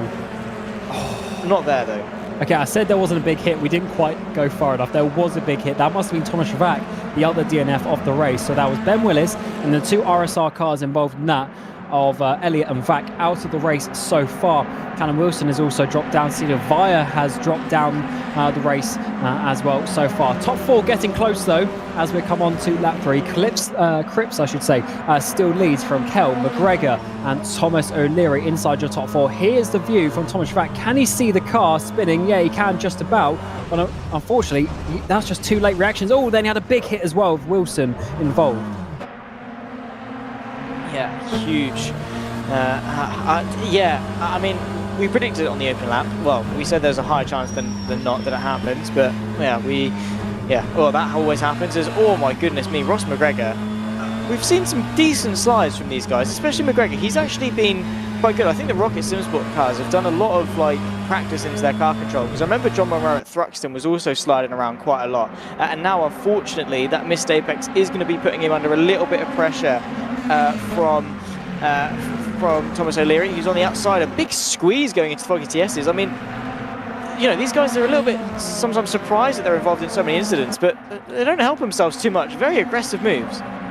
Yeah, they certainly are aggressive. For some reason, this style of racing just seems to make everyone go aggressive. It's a very interesting one. Of course, the format does basically mean you always have to try and get to the front. Obviously, in motorsport you want to win the race, but sometimes you can strategically try and finish low down, whatever. But in this format, no, you have to be getting up towards the front, and that is why also to the front is going to be for Dan Kell for the race lead, up the inside potentially of Cripps. He's obviously had the race lead before, but couldn't quite hold on to it this time around. He does though, and Cripps cannot come back. Has come down the hill now through the Crane curves, and it looks like the Calamity driver is going to be holding on to this one for now. Can he pull away though? Or can the Richards & Co Racing driver come back at it? well, we'll wait and see. Dan Kell, again, he's always been at the mercy of his steering wheel, but so far so good for the Clementi Motorsport driver. He's been on the podium waiting for his chance all evening, and now potentially could be his time in the spotlight to take victory. Callum Cripps, though, is going to give him as hard a fight as he possibly can. Thomas O'Leary as well, trying to get himself back onto the podium after a win earlier on in the evening. He's on the back of Ross McGregor, who, as it stands, is doing a really good job of keeping him at bay, but they have to be mindful of the fact that Matt Richards isn't a million miles away from them either. That BMW closing in, looking ever menacing in their rearview mirrors. Oh yeah, getting very close, putting the pressure on McGregor through the Fox. Yes, it's so easy to make a mistake there, but the Rocket Simsor driver manages to hold on at that point, but into the next corner, he isn't going to be able to hold on. O'Leary down the inside, but he actually goes too late, so the Rocket driver comes back and McGregor holds on to that third place. O'Leary, unfortunately, going probably about 5-10 metres too deep on the brakes there. And this is doing really is letting Matt Richards just slowly creep up to the back of them. And of course, he's bringing Jack London with him as well. He is, which again is the power of slipstream. You know, you can be maybe a tenth or two off the pace and bring cars with you into the battle, especially when you've got moves like that. Thomas O'Leary looking a little bit to the inside, but it has worked in all fairness, because Ross McGregor got a little bit of a twitch on the exit that O'Leary would have liked to capitalise on. Unfortunately, hasn't quite been able to. But yeah, Jack London just latched onto the back of Matt Richards and has just been using him to reel in to the two in front. Ross McGregor really struggling in terms of the grip at the mid-speed corners, especially the old hairpin. It's allowed Thomas O'Leary on that run up towards McLean's to get the outside line. It's going to be tough under brakes. It's the Toyota that's slightly later, but O'Leary's the one that's able to carry the speed, stays to the left-hand side. It's going to have to be brave into Cop. It's been a door banging as they run their way through. The fight for third rages on. Here is Matt Richards on the scene. Could we see another three-wide moment towards the latter stage of this lap? Oh no, this is a huge battle, and as we said half a lap ago, is let Richards and London catch up, and now they are very much in this battle. It seems they are keeping those positions, but I don't think they'll be staying that way for too much longer. Here's Dan Herlock up into 9th place. That is a much better position for him, obviously starting at the back of the field as Thomas O'Leary has got past McGregor. As McGregor drops down to 4th place, Richards now is of course in that battle for that 4th place. A good job from O'Leary. He's having a solid season, isn't he, in this 2023 season of the VMO TCUK. Herlock now up into 8th place as well. He gets past Fournier. He does, nice little move. Fournier, I have to say, despite the fact he's just lost a place, he's done a really good job on his debut. Dan Herlock, though, he's been hungry in race 3, right? I mean, now he's only 2 places off Matt Richards. He could maybe still even finish ahead of him and sort of reduce the points deficit that he's going to be, leaving with after this race. Dan Herlock, I mean, from where he started on this grid to where he is now, in only the first half of this race, shows that even when he's been beaten and is down on the floor, he will always come back and fight. Yeah, he certainly will, and that's what you have to do if you want to be winning a championship. Of course, being second in the championship, he's obviously fast enough to try and get through these drivers, but at some point he's going to be coming up against the fast drivers himself. Up the inside of Lewis Redshaw is going to be, though, side by side between the two. No contact, that is a bit more like it. Some nice clean racing. And up into Coppice, is he going to be able to complete that move up the inside? Oh, actually, Redshaw is going to hold it all the way around the outside. It's going to be the longer run, though, as now Fournier might be on the back of the BMW driver, now down in towards the Fog TS's. And Herlock has 2.5 seconds to guess who? His championship rival, Matt Richards, who of course has the full ballast after winning the previous race. So this could actually be somehow a bit of a point score from Herlock, just showing you how interesting this format is and how quickly things can turn around. Yeah, don't give up at all. Things can always change, and that's what I love about this format. As you say, it's just so chaos inducing with the ballast and the reverse grid for race 3 and all this, that and the other, and the different tyre choices as well really throw spanners into the mix and means that you can gain so many points at the drop of a pin. Really, Dan Herlock, though, fighting tooth and nail. He's got 5 cars queued up behind him. You can't even see them all because of how close they all are. Hardly even saw Lewis, oh no, it wasn't, it's Scott Sovic I could hardly see behind, tucked up Jeffrey Fournier, but of course you can see them there fighting their way through Redgate corner, just nose to tail, which again, the fact that obviously we have seen something slip through the cracks, but for the most part these guys have kept it nice and clean. It's been so hard, but for the most part, to be fair, quite fair. You give the this style of racing to some people in some random open hobbies and you'd see carnage left, right and centre. These guys, they know what they want, they know what they're fighting for, and most of the time they are fairly equal on pace, which just, you know, sparks fights like this. Well, yeah, when you're equal on pace, you don't have the overspeed of the car ahead of you. You have to work your way through. He's in the back of that. Churgwin sending up the inside of Haley as well. That's going to be for 11th place if he can complete that move, and I think he has. Cervic, of course, trying to hold on with Jeff Fournier down this back straight, but Fournier, of course, is trying to defend himself into that 9th place as it stands. Fournier down 7 places from the front, but still doing a very good job on his debut, jumping into this season. In fact, I only joined the Discord a few weeks ago. It'd be like, hey boys, give me a seat. And he's managed to find himself one, which is, a very good job to see him on the grid as well. But of course, still some places to be had. Half of this final race to go. And I'm still very interested to see if Herlock can catch up and somehow gain points from Richards. But as you're saying, Zach, some very clean battling up and down the field. Yeah, it has been good. Very hard battling. And it's just been a lot of fun to commentate on this entire season. I'm glad we still have 2 more rounds at Silverstone and, of course, Brands to round off the championship. It's been a really strong season, but you know, you can see new best lap time for Callum Wilson, 1:32.7. But looking at the other Callum Cripps, he's still within half a second of our race leader, Dan Kell. So, while Dan Kell's looking good, I don't think he's completely bulletproof in the remaining bit of this race. Absolutely, and I definitely think that we're going to be seeing this battle continue. 5 cars aren't going to be staying in this order to the end of the race. Red Shaw is holding on, had a great race last time around, but of course has all the ballast therefore this time. Side by side is going to be this time for Chogin. It's going to be Cervic is trying to get through, not that time around, but Cervic himself is trying to get past the Hyundai of Fournier down this back straightaway. Is going to be the pair going to be going just about side by side, as well as Richards is of course looking at McGregor just up ahead of him as well. McGregor dropping down from that 3rd into 5th currently. London getting past, so 2 Calamity cars inside the top 4. That's a good race from them, but in behind this battle they somehow stay in the same order. I'm surprised. I'm surprised there's not a move every other corner with these guys, but I suppose, as you say, they're so level on pace that they have to really try and push to actually get that moves done.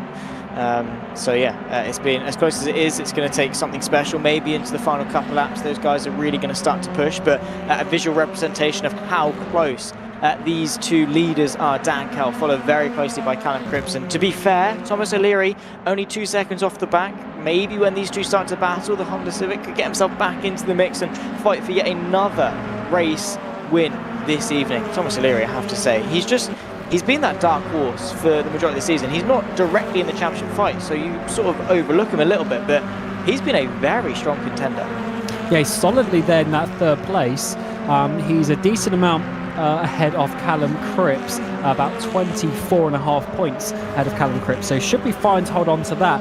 Should all the races be equal as such to the end of the race, end of the season I should say, so should be able to get that 3rd place. Very strong season it's working out to be for the DMA driver. It wasn't quite there in the first couple of rounds, but then started to slowly work his way up, and he's got 3 race victories in the last few rounds as well. But this battle continues. Fournier holds on. He got Cervic coming around the outside in towards the Foxy S. It's always difficult to overtake around the outside there, so Fournier should be able to hold on, but that's going to be tight, which means he's going to lose the speed down in towards the Melbourne hairpin. But it's actually going to be Cervic who loses the speed. Churgwin gets up the inside. Can he hold it in the braking zone as well? Side by side the pair go, a bit of bumping and banging as this could open up the door for Haley to try and get through, but in the end I think Cervic might just be able to hold on to that P11 up towards the final corner. It's going to be Haley on the outside, but no, he backs out of that one. Churgwin up to 10th. Churgwin, again, another driver that just finds his way through the carnage and gets some good results when he can. Not really one, no offense to him, to sort of set the time and sheets of plays, but he's a solid option. He's always been reliable inside that top 10, fighting, to be fair, with some big names. He's got some podium finishes and race winners around him, and he's fighting with. So yeah, looking very strong. Into the final 5 laps of this race, by the way, lap 10 of 14. Kell still leads from Cripps, but this fight here between Ross McGregor and Matt Richards, of course, Richards wants to maximise his points all relative to Dan Herlock this evening. Of course, already 22 points net gain, and as it stands, he's going to be gaining a couple more right here. He's pushing very hard, you can see on the limit. So too is Ross McGregor, and I think with Herlock being right behind Richards, it's sort of motivated him a little bit to get past the Rocket Sim Sport car. I think the only thing that McGregor's been doing this season is being sort of defending from some good positions. We always seem to see him in this position where he gets a good place, but then is defending in the latter parts of it. And unfortunately, when you've got the number one machine up behind you, that is a difficult opponent. But McGregor seems to be good in these situations.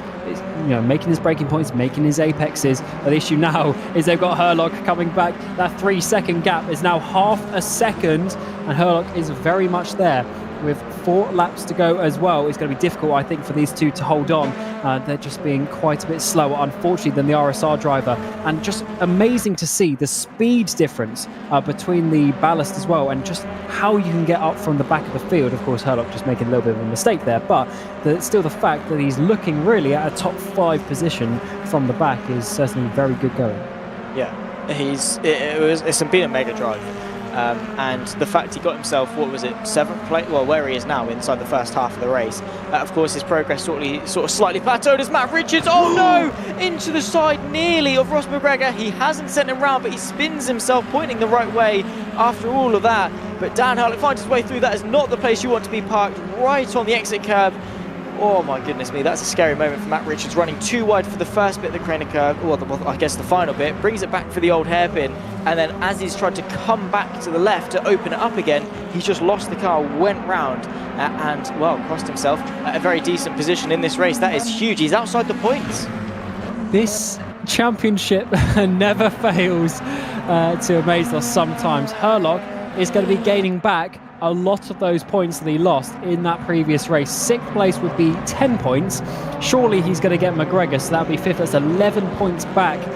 So that's halving the deficit that he lost in the previous race, the previous 2 races as well. So he's still losing overall this round, but that makes it a little bit nicer for him coming in towards the final 6 races of the season when we get to Silverstone and Brands for the final 2 rounds. It's certainly getting to that point in the championship. For 2nd place though, we got Thomas O'Leary. He's coming for Cripps for this 2nd place. Around the outside of Redgate generally doesn't work. What we can do is slow down Cripps down the hill, as of course they've got Jack London to look out in the background. So I definitely think Cripps might struggle to hold on to this P2. Yeah, I'd say so. It's going to be tough.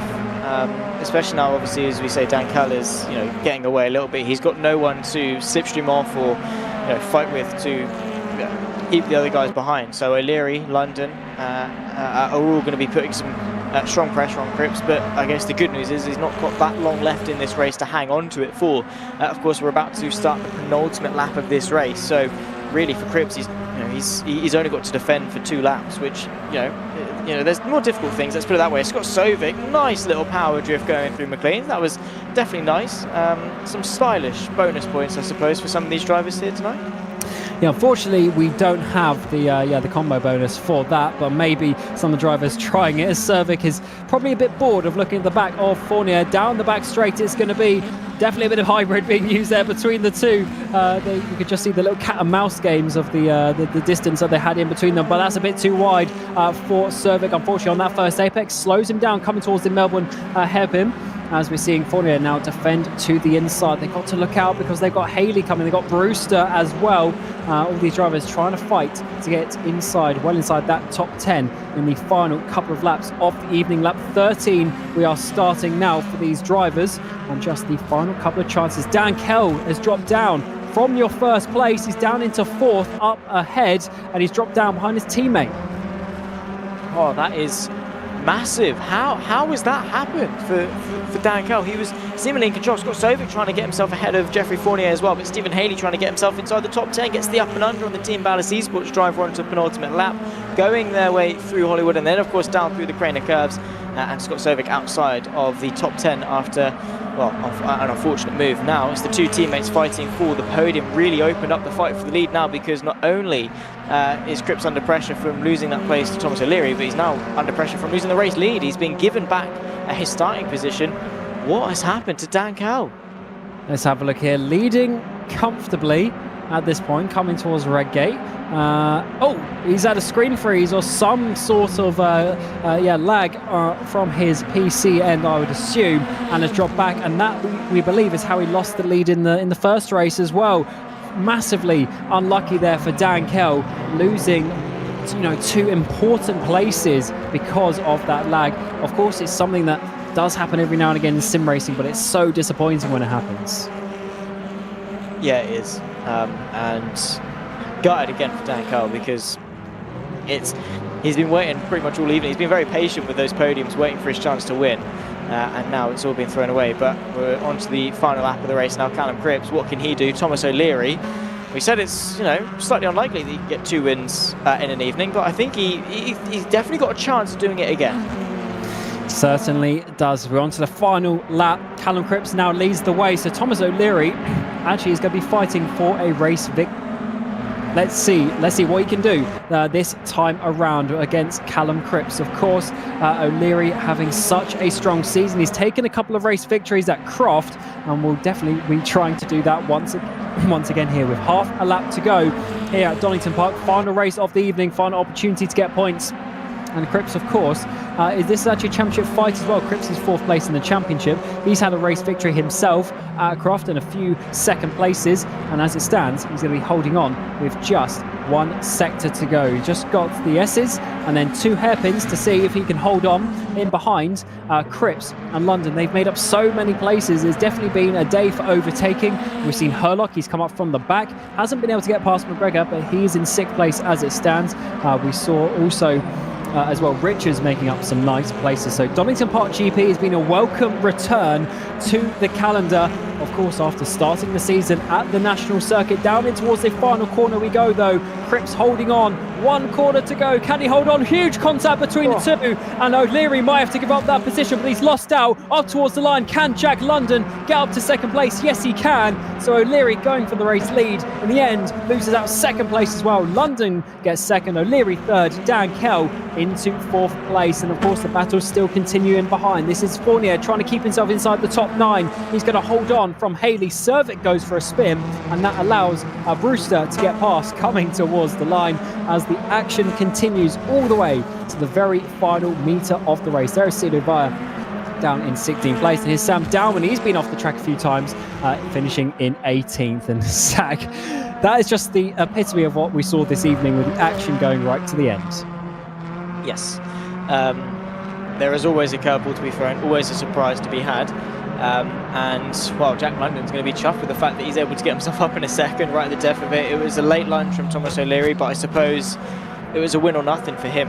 He'd rather take the risk and maybe win and, sacrifice a second for a 3rd place. Still a podium at the end of the day, so maybe a worthwhile send. But, yeah, Callum Cripps been able to get that win after Dan Carl's misfortune, who still was able to get a 4th place. But twists and turns all throughout this evening. We had Herlock in race 1 and 2, had some bad luck. Then Matt Richards threw it all away in race 3. Just going to have a quick look.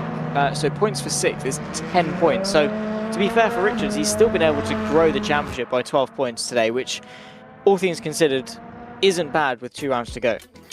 Yeah, so it's going to be, sort of 35-ish points, his gap coming into the final 6 rounds. So a bit of quick maths, that's 6 points every race, minimum, that Herlock is going to need to get that championship. But here are the results for the 3rd race here at Donington Park GP. Callum Cripps taking the victory in the end. Jack London just getting past Thomas O'Leary at the death for the podium. Dan Kell in 4th place. Unfortunately, with that freeze, losing out on a pretty certain race victory here this evening. Ross McGregor in 5th. Dan Herlock from the back getting up into 6th place. Lewis Redshaw dropping down into 7th, with Chergwin in 8th. Fournier on debut having another strong result in 9th place, and Stephen Haley rounding out your top 10 after 14 laps of action. Cam Brewster is in 11th place, Scott Servick in 12th, with Callum Wilson, Adam Christopher and Ben Bennyworth rounding out your top 15. Silva is 16th with your championship leader Matt Richards. How crucial is that spin going to be at the old hairpin? How crucial is that point loss going to be to Herlock? Can Herlock have a comeback in these final 2 rounds? We're about to find out over the next few weeks. Sam Dowan is in 18th place, Scott Morris in 19th, and Johannes Leppert in 20th place. Unfortunately for TR, the move to the Infinity hasn't proved to have better results so far. 21st place for the other driver of Louis Hartley. And your DNFs for the final race of the evening: Garside, Vac, Elliott and Ben Willis. Ben Willis from that 2nd place, Zach. What could Willis have done in that race? He was looking so strong. He was. But yeah, that opening moment, he said himself he's probably going to need a new chassis after that shunt, which is fair enough because it was a very, very big shunt, to put it quite nicely. What could he have done? We'll never know, I suppose, because you can't live in the shoulda, coulda, wouldas. He's just going to have to come back stronger for Silverstone. And let's get a few interviews from some of the drivers who've joined us here in the commentary booth. We'll start out with Callum Cripps. Callum, of course, a little bit lucky in the end there with Kel having some sort of issue with a few laps to go. But you've had such a strong evening and rounding it off with a win. Just let us know how your evening went. Yeah, I wasn't really expecting that after the pace in race 1 and 2. I was okay, but just didn't really have a lot of mid-race pace, really. Dan was getting screen freezes in that last one, so he was disappearing on my screen and then coming back a tiny bit closer to my bumper. We had a bit of a moment through Old Hairpin that was horrid, where I thought it was game over. But and then Tom O'Leary was so fast at the end on mediums as well. We were both on softs and he was on mediums, so he's just insanely fast. But yeah, very happy to get a win at Donington. So yeah, very, very happy with that. Wasn't expecting it. Yeah, good stuff there. And what do you think you can do in the final couple of rounds? Of course, you're still pretty close to Thomas O'Leary for that third place in the championship. Do you think you can just about get him with the final 6 races? He's my target. I don't think I'll get him. I think the points gap, especially he won race 1, obviously, and he's just been very strong all evening. So I don't think I'll have him. But you never know in this championship. You saw the crash in I just saw it in my mirrors in race 3 there, but it was massive. So anything like that can completely turn your championship around. Obviously, it's very tight with Matt and Dan Herlock as well. They've just come, it's come to blows finally. So that's going to be interesting to watch. But yeah, top 3 is my aim. Whether I'll get Thomas O'Leary at the end, I don't know. But he's my goal anyway. And I've just been informed, apparently you just got engaged. So congratulations for that. And also, we look forward to speaking to you over the next couple of races. Thank you very much. Yeah, it's a great championship. So thank you very much. Thank you. And next we'll bring in Dan Kell, of course, in the end, finishing 4th place, but having such a strong evening, Dan. Of course, you're looking so good in race 1 and race 3, but unfortunately, a few technical issues took away those race victories potential. So just how frustrating was that evening? Because you had really good pace today. Yeah, very frustrating. I mean, it's kind of been the sort of my season really, with technical problems with like my wheel, and then like tonight it was so weird. It was just random little screen freeze. I think it could have been network drops just based on a couple of things that happened, especially in the race 3 big one, which took me out the win. So I don't know, I'll just make sure just keep restarting my router. I hope for the best. But yeah, it was a good night. I wasn't actually sure if I was going to make it tonight because I was away with work all day today, and I got back 2 minutes before quali started. Oh. I didn't expect, so I jumped straight in, missed about half a quali by the time I got settled and stuff. So yeah, I was mega happy. Yeah, it was a good night. Shame couldn't get a podium in all 3 races, or at least 1 win, but I'll take 2 thirds and a 4th. Yeah, definitely a solid race for you, and you're actually still fairly close to a couple of drivers ahead of you in the championship. So are you looking at that in the final couple of races? Are you just looking to have some fun in the final 2 rounds? To be honest, I'm just gonna have some fun because I can't make the final round. So I just want to get wins. It's been sort of my aim this season because I've only done probably 3 quarters of the season. I just want wins, but I've been thrown out now for about 2-3 wins this season so far. I was like, it's so annoying, but I'm having a good time. And I just like to say well done to Jack for getting P2, his first podium. He's gone a long way this year, so it's very good. And hopefully, try and get that win for him.